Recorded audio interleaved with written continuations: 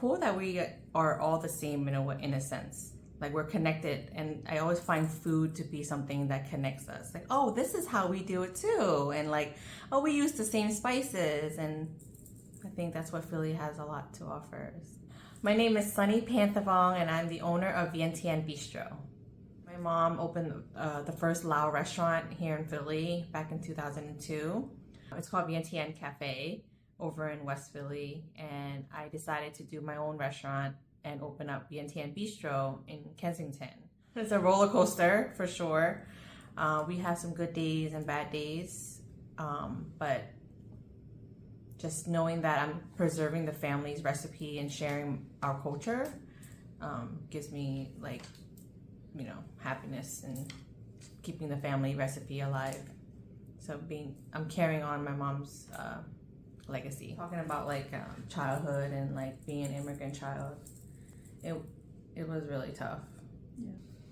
How can you do better when you're always fighting for defending yourself, when you're always being pushed down? It wasn't definitely easy, but we made the best out of it. I guess we never really owned a home. They were always just renting.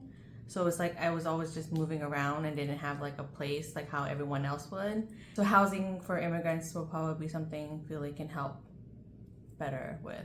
Most of the time I got bullied at school, you know, and I think that's the number one thing too is language barriers. So a lot of people can't express how they feel or having someone to talk to because there's no one that speaks that language. I know that I get people calling my restaurant and be like, hey, do you have any Lao speaking person that accessibility?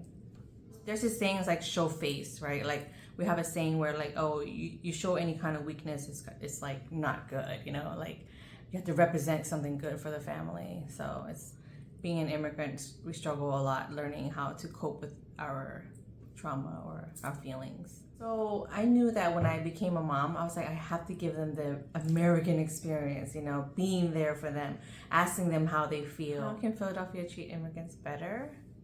From experience, being in Kensington, business owners are able to get some extra funding to help thrive. I think that'll be something very helpful. Being connected with NKCDC to get the resources, I don't think I would be thriving like I would today if it wasn't for the resources. There's so much to see and so much to learn, and it's mostly the food related, but also meeting people and learning about their culture.